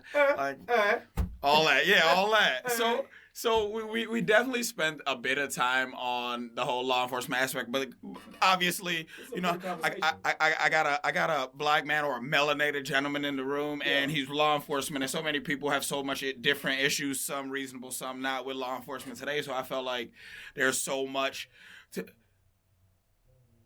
Why did you become a cop? I wasn't bullied as a kid. I became a cop because I got tired of seeing my friends getting their asses beat by Demetrius and Michi and John and them. So, different people become police officers for different reasons, and I happen to be a part of the hiring process when I was in command in one law enforcement department. So you hear the reasons why people become the police. No one really says because I was bullied, even though you hear those in conversations. You can sense the one who's been bullied, stuff like that, because they're quick on they don't understand the attacks on the ego. But for me, I wasn't bullied. I was fast. I wasn't the size I am now. I was a little in shape. I'm in shape now. Fucking donuts on deck. But, being in shape, I was fast. So you couldn't catch me. And they weren't shooting at folks who was running then. But I got tired of leaving my friends behind. In the morning, they'd be like, well, Mike, why you ain't help us? Because I ain't about that life. I don't know how to fight. So you better come fucking run with me or you going to be shot. So I got tired of that. Okay. And that's why I became the police. All right, so... I had a bucket list, too, when I was growing up. Law enforcement, military, they were on those lists. For sure. Why are you not still a cop? I got falsely arrested. I got arrested defending my girlfriend from my ex-girlfriend from her stalker. Was she your ex-girlfriend at the time? She was my ex-girlfriend at the time, yeah. See, mature folks are able to separate that. She could be your ex, and you can find some great qualities about that person to the point where the relationship didn't work, but this person is still cool. And this was during the time you were a cop? I was a police officer then, yeah. So the responding officer said what? Oh, well, without getting into specifics of the situation. Okay. The case is over with? The case is over with, yeah. Okay. Both parties were separated. I gave my version of events. He gave his version of events. And they believed his version. So, and then I didn't find out. Did you have a long history? Like, you got a lot of complaints against you as a cop? Hell no. I mean, I got complaints where I was active, but those complaints were all unsubstantiated because I was wearing body cameras before they were popular. Okay. I was always protecting myself because I know one of the ways to defeat a case is you make an accusation to get the cop. The cop is no longer on the job, and so now you got a chance of winning your shit. That's the play. Right. That's the play. Yeah. So I'm like, fuck that, I want to win, and I ain't got time to be losing my shit because you were actually speeding. I ain't got time for that shit. Right. So I sit here and I tell my version of events. Then I get the case report. Come to find out the guy says it was firearms related, but I didn't point my firearm at him. See, I'm tactically trained. I can brandish that firearm without pointing that shit. He said that I had the firearm at this is some Hollywood shit, at his head, and his palms were up like this. But it wasn't what he said. It was the way that it was written in the case report. And I've read my share of case reports many times to see, plus he had a handwritten statement. Mm-hmm. And this is where the cops fucked up. Because if you're gonna be dirty, dumbass, right, at least compare the handwritten statement versus your typed version, right? Mm-hmm. So the handwritten statement, he kept writing gun, because that's common. You're going to speak informally, especially when you don't know specific terminology right. Like semi-automatic firearm. Right. So then I catch it. I'm like, semi-automatic firearm. So it gives the appearance as though the police helped him with his statement. Why do you think that would be? Because they fucking probably wanted to arrest him. Well, I was in a department where the guy who was one of the responding officers, he was the former chief of the department I was working for. Mm-hmm. So there could be this internal beef. He didn't have an issue with me. It was the department in general. It could have been the department in general, and I was fuck that, I'm going to get one of your guys. It could have been that. That was speculative. Speculative, of course. So I could have been the catalyst or whatever term for that. Mm-hmm. But neither here nor there. We took it to trial. And we were able to show, I took the stand, told him what happened and everything, and the judge believed me because I'm credible in terms of testifying as to what I did and why I did what I did and why me putting this firearm, for which I'm accurate at a distance. What do I need to put a firearm at your forehead? But that's some Hollywood shit. Some would argue that law enforcement is looked at favorably by the court system and the judicial system. Nah, not me during that time. Hell no. That was right at the time where cops were starting to get chastised in the courts for things like that. And I even told the judge, I don't want you to look at me as a police. I want a fair shot. Okay. Because I can argue my case as to why I did what I did. Never once did I point my firearm at him because I did the demonstration in court. You lose control when you extend that firearm out. Mm-hmm. So basically, if I'm claiming he was a deadly threat, which at the time, before he showed me both his hands, he was, then I put my firearm away, why would I then walk up to who I think is a deadly threat and then hand him my firearm? So I did the demo, same thing, snatch, you have no control. You have no control. You have no control. Doing that demonstrative helped my case because I was able to scientifically show that you don't have any strength as you extend your hands out. So could you be law enforcement again if you chose? I'm still certified, yes. But I don't want to. Fuck that. I'm having fun doing what I'm doing now. And that's what I wanted to get to as we get. I know we didn't spend as much time as I would have liked, but that's also why I want you to call into the live stream. But, we got a couple of minutes here before we get ready and wrap. I think we actually went longer than I initially said we was going to. That's cool.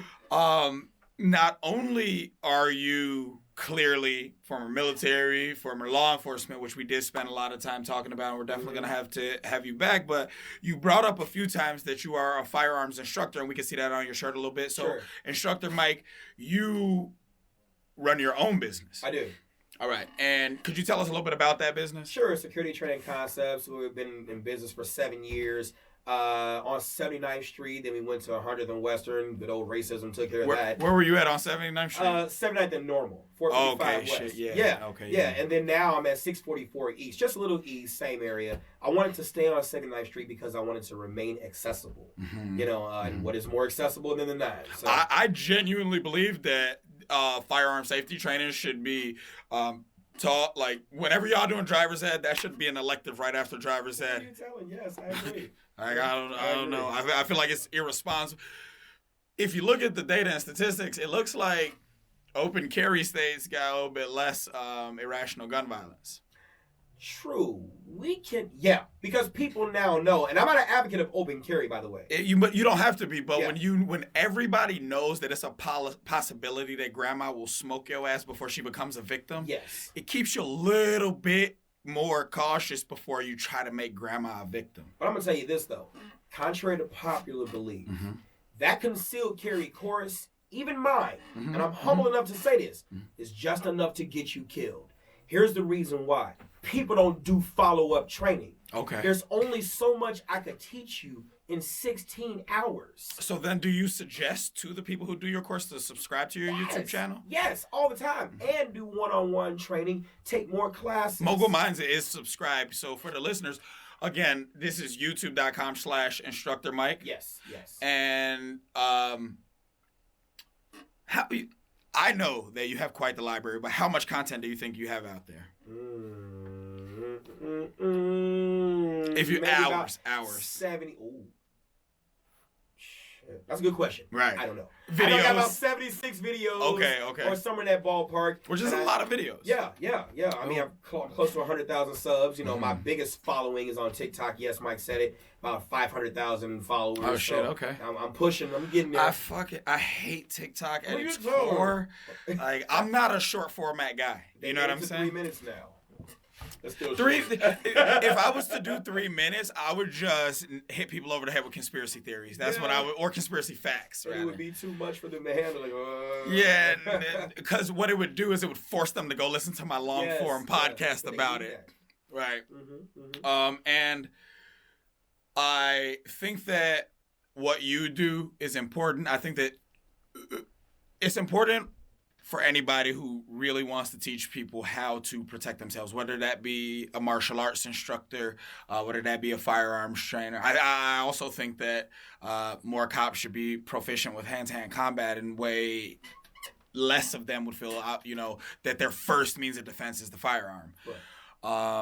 And I just think that should be nationwide policy, honestly. Like, you don't need a black belt or anything like that, but regular like a certificate that says, okay, proficient with hand-to-hand combat. You can subdue a person multiple ways. You can take a firearm from somebody who don't really want to use it. And continuous training too. Right. I definitely think, even if you ever watch Joe Rogan's podcast, a lot of times he'll have these SEAL dudes on who are trainers. Yeah, exactly. Like this guy, they have to continue. What did he say that they should be doing on the street 60% of the time, training 40% of the time? I'm going to tell you who makes some of the best police officers. Corrections officers. COs. Because you don't have a gun in the jail. Right. I think if they have to do their time, let's just say there was a cross-training program between Cook County Sheriff's Police or Cook County Sheriff's Corrections before you became a Chicago cop. Because I'm going to tell you which brand of police or which department They're out there patrolling in some rough areas and some unincorporated areas, but they don't get into as much stuff as Chicago police, Cook County Sheriff's Police. Because you know what? They almost exclusively come from the jail. Yeah, I think I mentioned it before we actually started recording. One of my brothers, 20-year friend at damn near, he became a Cook County sheriff. He's been in the jails for a little over a year now, and because of COVID, they got rushed out of training straight into the jail, where it was the first time it happened in like 30 years or something like that. And the amount of stories that this man, like he told me, somebody was on drugs and attacked him, and then like he ended up having to slam the guy to protect himself. He ends up on leave, like it's a whole situation, and it is like, and it's funny because he has the stereotypical cop body now at this point, and you understand why they need. They need to maintain a certain size because he's like, man, these dudes is not in here playing with you. Like if they decide to do something to you, he said 80% of the fights in county. He's like, this is a ballpark figure that he pulled out, but he was like, he thinks 80% of the fights in county is like all over, snitch and stuff, or a lot of these dudes got homosexual activities that they got going on. And he was like, a lot of it is that. He was like, way more than you would think, and he was like, absolutely more than half of the violence that is happening is because a lot of these, career criminals, or I wouldn't even say career criminals, because there's a lot of criminals who are career criminals and never go to jail. Sure. So these guys who frequent jail, he's like, a lot of these guys are, not what the streets consider thugs in there, I guess. And then just the amount of, and I'm gonna maybe cut this portion of the video off, but one of the things he told me dudes was in there doing was they would knock guys out at one point, not necessarily now, and then spit in their butt cheeks. That was a thing that was going on regularly, and I guess it was about disrespecting this guy's manhood, but I don't see how you could do that and not feel, even if you're gay, whatever. I don't even judge people. I got gay friends and family members. I don't give a shit. Right. But I don't see how you could do that activity and not view it as gay. That's what it is. That's gay. Like, okay. So just we're on the same page there. And I don't know, man. There is nothing about county seems appealing to me. Right. When I was like 18, spent 3 days in jail in the suburbs, and I was scared straight. Not because I was scared of what was gonna happen to me. 23-hour lockdown. I ended up being peer pressure or falling victim to my own proclivities, thinking I was getting smoked out. That night spiraled. I ended up in jail for 3 days. Something that affected me the rest of my life. I didn't let it kill me, which a lot of people do. A lot of people give up. A lot of people, I'm a small business owner. I got a job. I'm doing things. A lot of people give up, and a lot of people believe BS too. But all that being said, I realized very early, okay, this is not for me. Nothing about this is about me. They gave me some dingy old tighty whities that you could see other people's skid marks and balls and shit in there. The guy that I'm in the cell with literally threw a Molotov through somebody's living room window, their family's living room window. And like he was telling me how he was gonna go act crazy right now so they could try to, send him to a psych ward, or he could try Sag out, right. There was I'm watching old men get talked to crazy by guys like fucking half their age. I remember I got on the phone to call my grandma, and she was telling me how disappointed she was in me, and it made me cry right then. And it's like, you don't want to cry around a bunch of motherfuckers who are looking for any sign of weakness at any point in time. And then all these factors, and something would happen in a different side of the jail completely. The whole jail goes on lockdown, and it's just like, what the fuck? That doesn't matter if that was for that 1 hour that you were about to be out that day. And I was like, oh, Yeah, no, nothing about this appeals to me. Like, this is cool. I didn't get in any fights. I didn't get touched inappropriately. Nothing like that happened. It was enough for me. That's not enough for a lot of these young cats. No. They want to feel the real experience. Mm-hmm. What do you think we as community can do to change this mindset? It's got to start at home. So what? What that mean? What are you saying? Turn off rap music? There ain't no more. You can't watch no more BET. No, it is not. Well, it's what imagery? It's gotta start at home, and that is a statement that people say, but they don't know where it starts at home. Mm-hmm. Like I said, I talked about Maslow's hierarchy of needs, and you would be surprised that in my concealed carry courses, I teach a lot of people who are obviously parents, uncles, brothers, whatever the case may be. And I say Maslow's hierarchy of needs, and they're like, what's that? What's that? Mm-hmm. And then I begin to explain to them what it is, and then I begin to explain to them about the conflict resolution. How frequently do people just pretend that they've heard of it? Oh, no. No one pretends in my class. Okay. You see, like, when you said it to me. I create an environment where I address elephants in the room. Okay. I know you could possibly be lying to me. I know the truth already. And I don't, the greatest advice you can get from a person is a person who doesn't care whether you use it. So I create the environment where I want them to speak their truth, because if they lie to me, they would only be lying to themselves. Right. I don't care about your response. I know what the fuck I'm teaching. And that's why I think therapy is a good thing. Mm-hmm, it is. So abandon that whole mental health, drugging them up. Let's talk. Mm-hmm. Let's educate the people. Because then when I begin, first of all, they don't think they're going to learn anything about Maslow's hierarchy of needs in a concealed carry course. Because all they want me to do is teach them how to shoot. Right. But then I tell them the reality that I'm teaching you how to kill your own. Mm-hmm. Well, and then when we go from there, I tell them about Maslow's hierarchy of needs, because I have to tell them about where things occur and where learning occurs, so that you can understand yourself, so that you can find the void in yourself, so that a part of conflict resolution is understanding not that someone did it. We know that. Check that box. What's the motivation? Because I used to teach in the colleges criminology as an adjunct. And in criminology, there's a theory called rational choice theory, where you have choice A, choice B, and then the options under those choices, and then a person picks that choice, and then there goes the judgment. Well, you knew what you were doing. You had choice A, you had choice B, you had these options, and then you blah, blah, blah, blah, blah. You picked that, you knew what you were doing. We all have choices, and that is where the judgment stops. Do you think that there's sometimes a rational reason for crime? There are rational reasons. And that's where the motivation comes in. Now, it may be societally deviant, but not to the person committing it, because that's when we get into the motivation. What motivated me to see that this choice that anyone can pick, what made me pick this?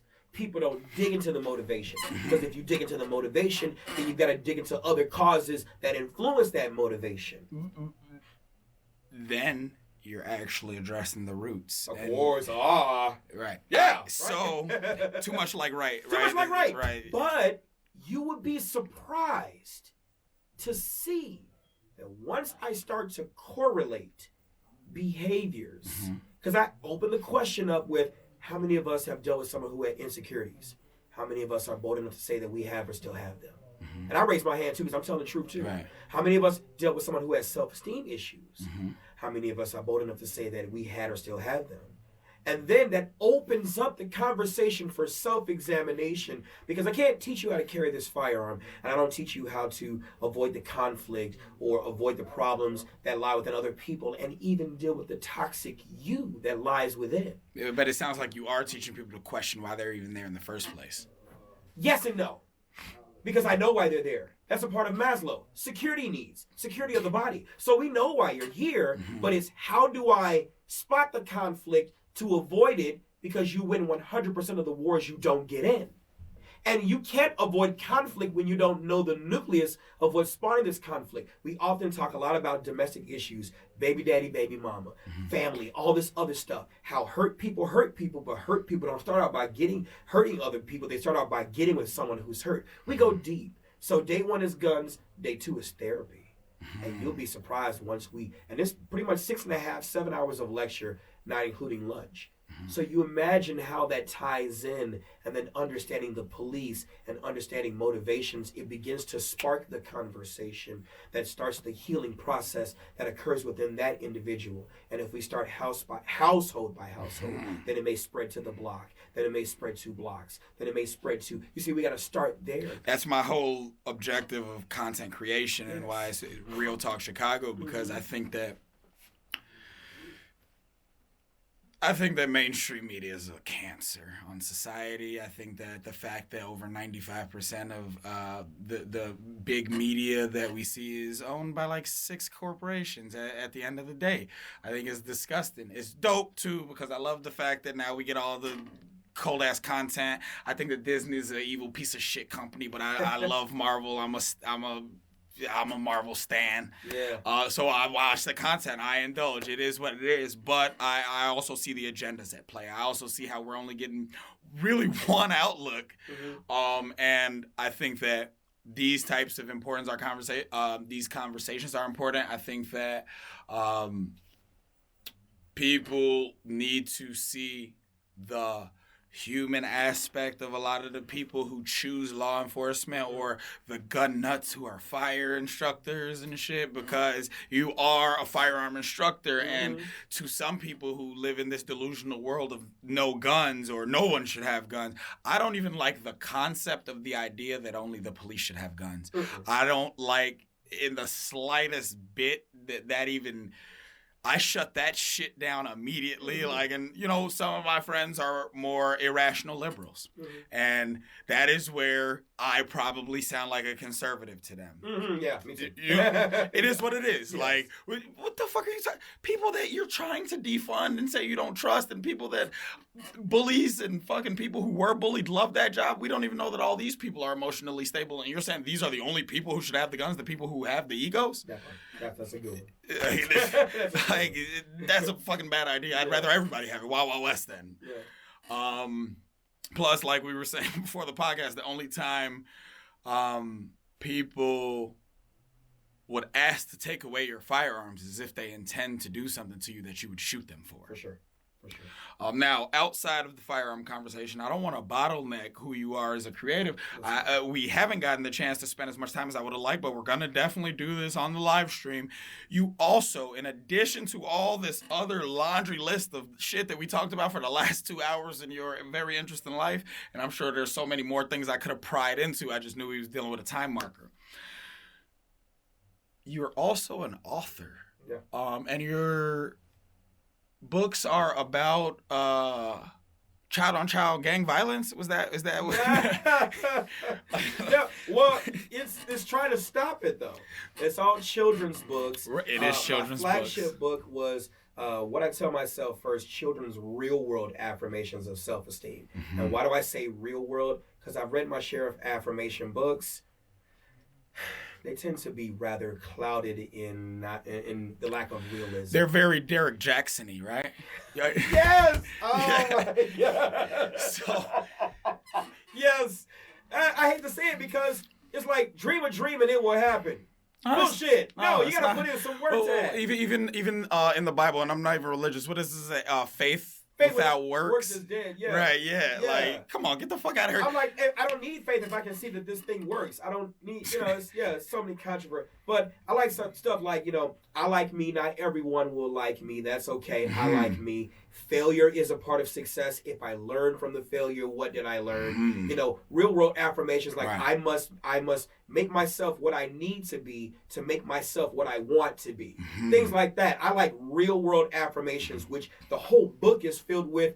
I need to do the work. I need to do this. I need to do that. And so, if you, I'll tell you this. Look, that's not an audiobook, though. You said, right? Yeah, it's an audiobook. It is an audiobook. It's an audiobook too. Okay, sure. Where can we get that? Yeah, you can go on Audible, and it's an audiobook. It's paperback, audio, hardcover, and do me a favor, and when you get a chance, either tonight, tomorrow, or something, email me all of the links so we can make sure to put it in the bio. Sure. I'm going to make sure to.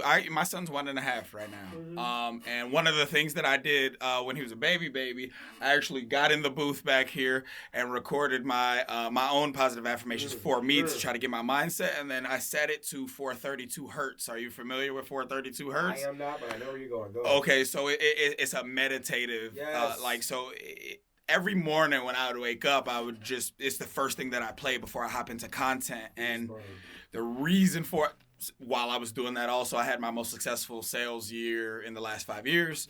But I just say that to say these positive affirmations, positive brainwash is a thing that I make it a point to talk about. And I'm at a point where I am, learning myself really and trying to move into the self-transformation phase. And positive affirmations is something that absolutely I think is important because, shit, if you just look at social media all day based on what you click, and not even what you click anymore because, we're on the marketing aspect of it. We see impressions. Yes. We see impressions, so we know how long you hovered over that shit, and that's what they're going to feed you more of. For sure. Right? Like, even if you didn't like that big booty girl's picture on Instagram, you hovered there, so you're about to see more of that. A whole bunch of onions. Right. Same shape, too. Like, the algorithms have gotten good. And the phones listen. Right. So the phone companies have admitted it now. This is no longer conspiracy theory. They have admitted it absolutely. And what they do is predominantly targeted advertising because you're the product. Mm-hmm. Like, for the listeners, for the viewers, they need to understand that we are the product with a lot of this. And for the hardcore conspiracy theorists, a lot of people are, you've probably been hearing since the 90s, they're trying to put chips in everybody and shit like that. I'm a conspiracy realist, and what I will say is, why the fuck would they need to chip us if we carry a supercomputer in our pocket? Now, I'm not saying trust, all their other bullshit, but they don't necessarily need to chip you, not to track you at this point. They just need to sell you the tracking device. Right. And you're going to pay an arm and a leg for it. Because you need it, even though the child slaves make it for pennies on the dollar. For sure. Now, the line of your books, what are they called? What are they about? Where can our listeners find them? Sure. It's called the What I Tell Myself book series. You can find them on Amazon if you want to look at the list, or they can just contact me directly. Go to whatitellmyselffirst.com. They can look there. So just a short synopsis of it. The What I Tell Myself First is the real world affirmations. What I Tell Myself about self-protection talks about you protecting yourself, taking active stances, things that you could say every day as a creed. Stop means stop, no means no, please don't grab, please don't hold. Has a list of resources you can use in the back and a Supreme Court case in the back that an order of protection is bullshit. It's up to you to protect yourself, stuff like that. What I tell myself about talent and about no. These are all based on Maslow's hierarchy of needs. And I love the one that I just released called Stay on Track. So, Chicagoan, when I was a kid, I loved CTA trains, not the violence that it is now, but it was actually something to look forward to. I loved it, right? So I wrote. Have you ever rode the red line in between like Roosevelt and 79th Street? Yeah. You live on the south side, of course. I rode it from 95th Street all the way to Howard. I used to love trains that much. You see some crazy shit on there. I used to ride the Green Line when we used to go to university. So I remember that back that long.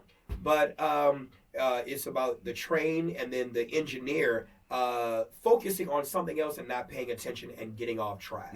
Because as adults, it's easy for us to get off track. My books are Trojan horses, where as you're reading it to your kid, you're reading it to yourself. You slip the medicine in the candy. Yes. And so you think you're reading it to your kid, you're reading it to yourself, and that type of stuff needs to happen. So as you're reading it to your kid, on a day that you're down, your kid can provide you the medicine, and it's reciprocal. We break those generational curses that way. We beget Mommy Daddy Please Teach Me is one of my favorite ones. That's another flagship book, because you hear I put food on the table, clothes on your back, a roof over your head, you have a pot to piss in, a window to throw it out of, and if I didn't love you, I wouldn't do it. My response would be like, well, Mom, that's not love, that's responsibility. If you don't do that, DCFS will be here. Of course, I got my ass whooped. Right, yeah, most definitely. Right. I want to tell you this. It's still factual. It's still factual. Right. And children learn that lying becomes about survival when the child speaks their truth and the parent overreacts and punishes. Absolutely. And so, but it's true. So that book is from the perspective of a child that makes the case. Don't just cook for me. Teach me how. I'll need to feed myself somehow. Right. A family, I'll have someday to cook for them a million ways. Don't just clothe me. Teach me how. I may have, comb their hair, cut it too, maybe a dress, what size of shoes. How do I know what to choose? Teach me how so I don't lose. Boys, we don't get that kind of attention. The girls do because the skill development is tied to gender and one's sexual preference, as opposed to this little boy who may become a grown man who may have kids, and those kids may have hair. And I can't take the responsibility off of the woman that I had children with because I don't know what to do. Do you have children? I do. I have 4 kids, 3 girls and 1 boy. Oh, shit. Is your boy the youngest? My boy's the oldest. Okay. Yeah. Damn, you kept trying after that, couldn't get another? That's a whole nother story. My thing is, my stories in my books are based off of the traumas that I've been through, and it's so easy. Let me tell you how easy it is to blame the person you had children with when you all begin attacking each other instead of understanding the voids that were within you that caused you to pick this person and the voids that were within them that caused them to pick you too. It's trauma. Before you go too far, you're talking about trauma bonds. Yes. Why do you think it is so many police relationships end up in divorce? Well, one, it depends on who you're getting with in the first place. Do they even understand the job that you're doing and that it's taking away from you, number one. Number two, the traumas that we are with or deal with. Of course, we need to talk to somebody and have counseling. But the thing is, if you truly revealed how you felt about the things that you saw, especially if you have not dealt with your own traumas that motivated you to get on the job, you may not have a job. Okay, and I can see that. Some would say, devil's advocate. Some people believe that a good chunk of that is the fact that, you sought out a career with where you have authority. Sure. And then, I don't know if you're married, or I'm pretty sure every married guy out there knows your wife's going to challenge you. Yes and no. Depends.